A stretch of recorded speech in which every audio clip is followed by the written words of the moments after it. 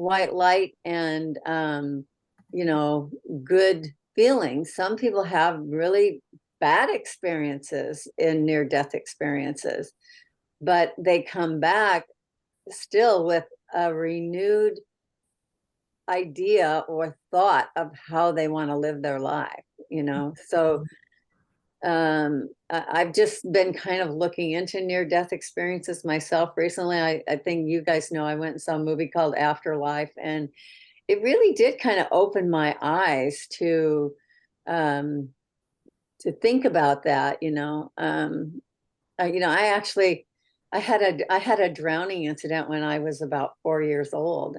Fell into a lake, and my I was at my grandparents' house, and I was staying overnight, and they lived on a lake, and I was out on the dock, unaccompanied as a 4-year-old with duck food, and I was throwing bread into the water for the ducks, and I lost my balance and I fell in. And Mm. fortunately, I would have been dead today, but fortunately, my uncle was fishing off the dock in a tuxedo, waiting for his wife, so they were going out to a fancy dinner, and he jumped in and saved me. But I still have that sense of my life passing in front of my eyes, even as a 4-year-old, and I still remember that today. I couldn't Mhm. tell you what it was, and I think I was too young to appreciate it. But people do have these experiences, and I just think it's very interesting concept. And so I just think, going back to what y'all were saying, that somehow people have to get over this fear. And I don't know that they ever will or do, but you know, I like this concept that we all have been promoting too, that you live your life until you take your last breath, and that what you make of that life and what we do to support people to make that the most positive experience possible is really important to the people left behind, and how those deaths are interpreted so that they have a good death, you know, or what they consider to be a good death. We can't really define that for people, I don't think. No, I think being able to have a voice when you're of sound mind and body is a good idea, subject to change with an advocate in place, somebody who's there to help support as you move through the process of death and dying. Yeah, 69% of Americans say death is a subject avoided and that there's not a comfort level, and only 1 in 10 will discuss their end of life care wishes with a healthcare practitioner, but they say it's important. So most of them say, over 70% say they would talk to their doctors and give the wishes, Mm-hmm. 86%. So I think there's the disconnect, and also this idea of failing or uh, Mm-hmm. giving up or giving in. And I remember the first time as a student hearing the term, oh gosh, now it just escaped me, when people when they fail to thrive, fail No. to thrive. Yeah, and so not eating, not engaging, and starting to slip health-wise really quickly. And I remember just having a hard time as a young student understanding how that happens and learning about it.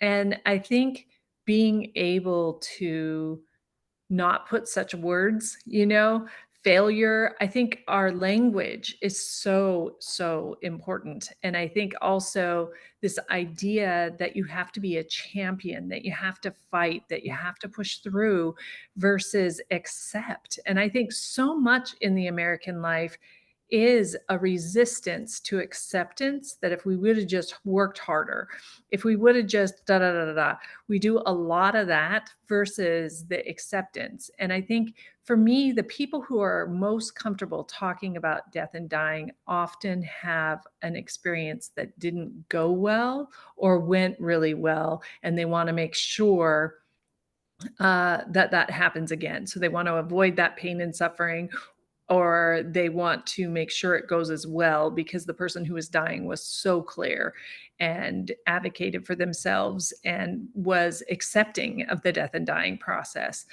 So I think the stigma is really, really important. I think about the stigma of the AIDS epidemic, and I just remember how much stigma was around death and dying at that time for different marginalized groups. And that I remember I was coming into my professional life at the time, and I remember just kind of not understanding why there was a stigma with anyone who was dying.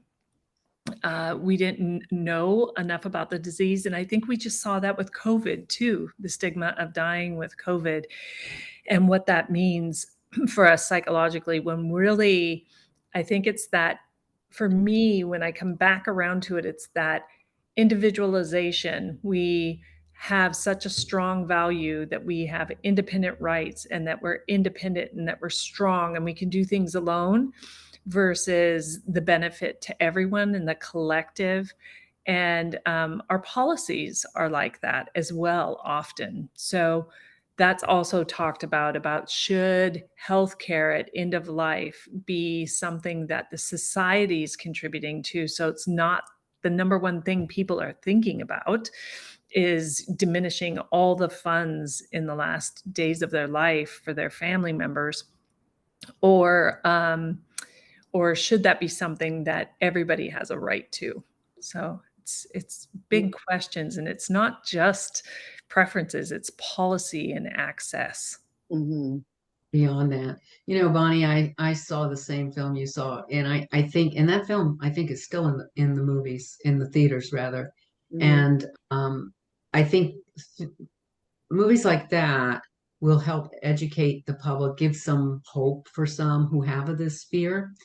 But I'd like to take a flip side of this. And I agree, society has a contribution to make to all of this.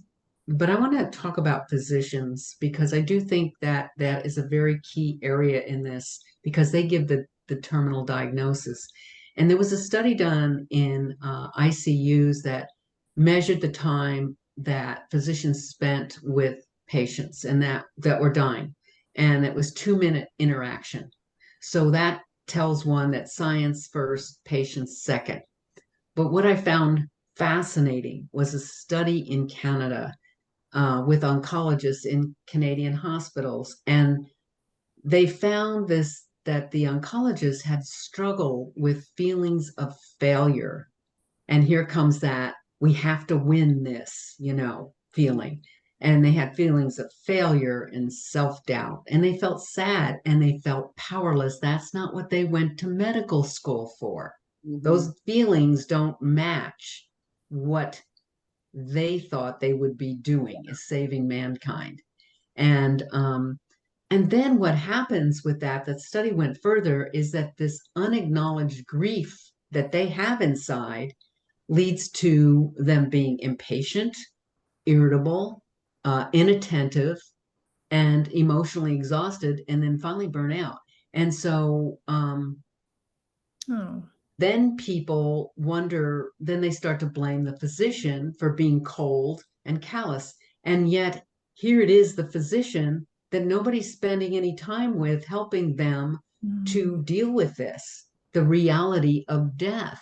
And so, reluctance of society to accept death as natural. And then you have excessive medicalization, um, and the approach of the emphasis on the disease defeating one. Like I mentioned before, my father at one point said, I think I can beat this. Now, where he got that idea, he was a scientist himself. I don't know. Maybe that they offered a second chemo treatment, but then when he hit reality, it was like, no, I really can't. Mm-hmm. Yeah, it's interesting. I had somebody ask me a question just the other day that, about this, because we were talking about advanced directives for people. And, people are getting pretty good about thinking about their advanced directives and filling them out. And, but it was somebody told me it's about this person, very wealthy person, didn't have any family, but, died suddenly, had an advanced directive. when he got sick. But what happens when you write an advance directive and they decide not to follow it? And so this is another fear that I think some people have. You put down your wishes, and why do they not follow your wishes? So we were talking a little bit about that, and how it's interesting to talk to physicians about why they don't follow an advance directive. And a lot of times it's because there is family there that's saying, no, I think that's not what they really meant. And so sometimes it doesn't get followed. And so I think that's another fear that people have, and maybe is one of the reasons why people delay doing their advance directives so much. I don't know. What do you think? Yeah, I think trust in general is an issue. Trust with your family members, trust with your physicians. And I remember hearing this saying about Brene Brown. I know you both like her too. She has this saying that, like, take a size of a stamp on an envelope and think about putting the names, physically writing the names of people that their opinion matters. We only need one or two or three of them in our life. We're lucky if we have three. And those are the folks that you want to have on your team advocating for you at the end of life. She didn't say that, but she talks about, most of us should ignore the opinions of everybody else except for those who we just inherently trust wholeheartedly.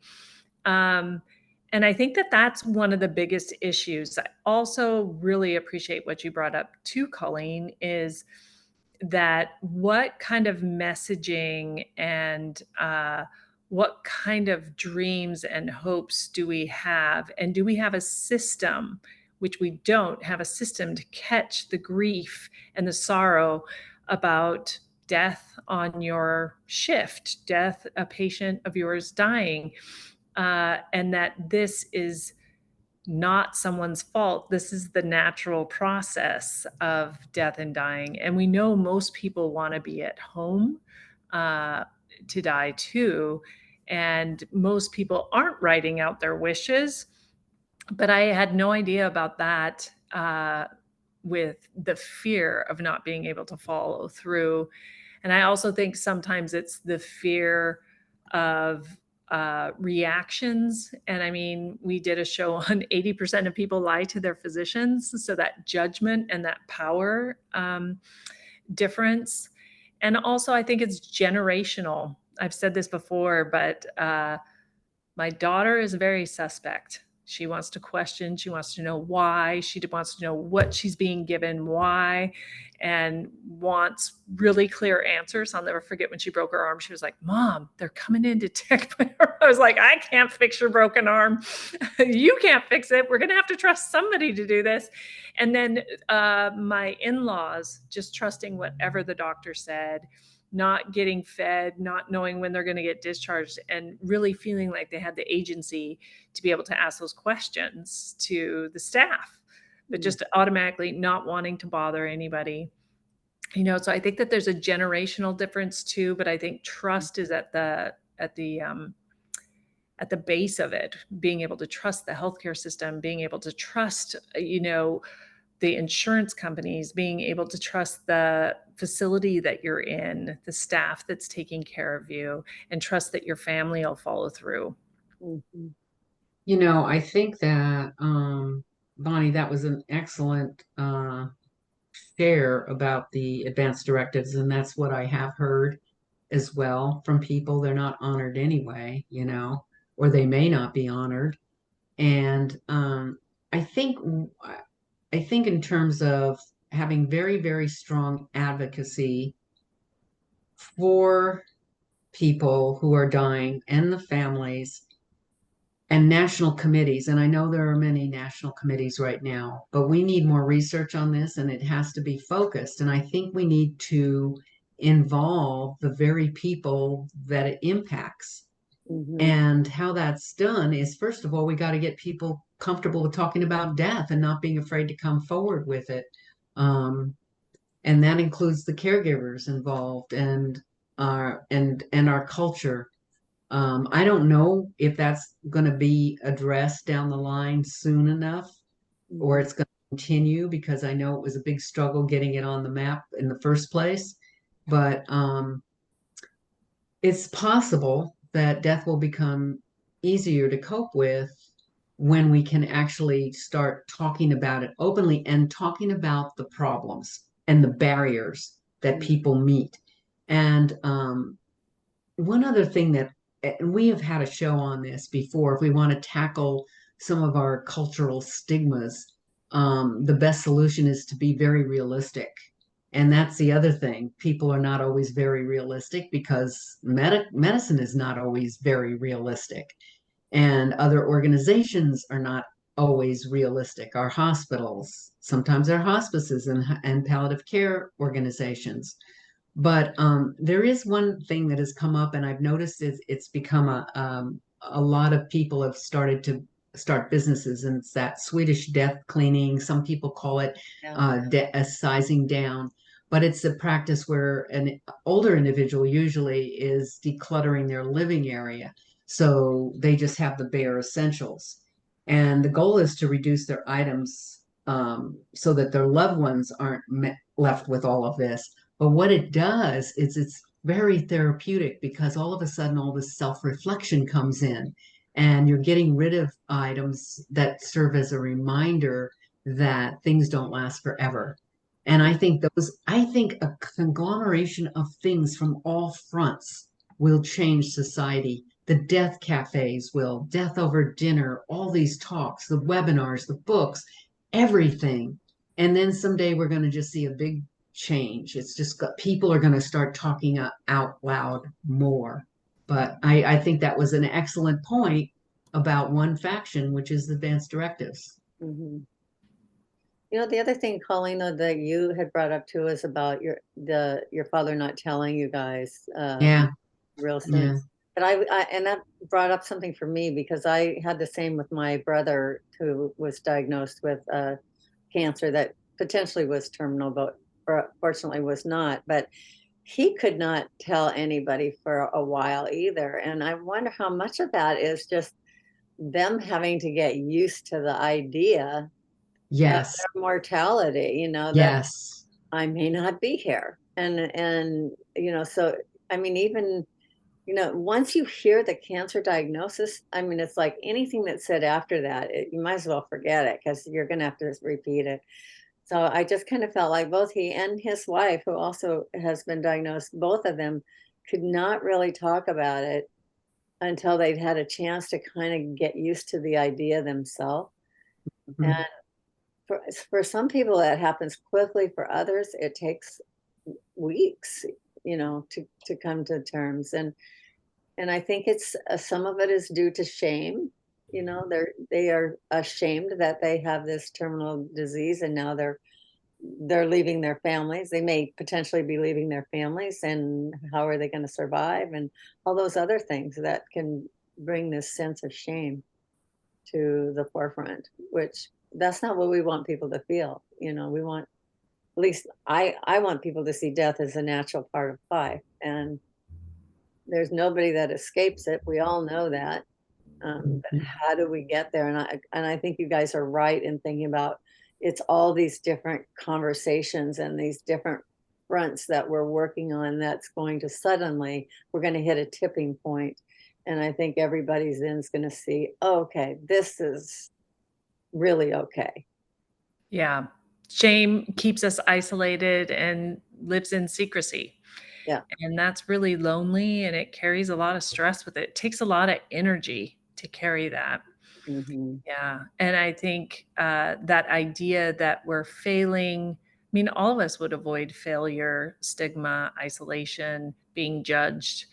And so I think, but the loneliness, the research around loneliness and isolation is huge, Yeah. huge. But worrying about finances Mm. is, it feels unacceptable to me in our culture, where we could be supporting one another and finding ways to lift one another up.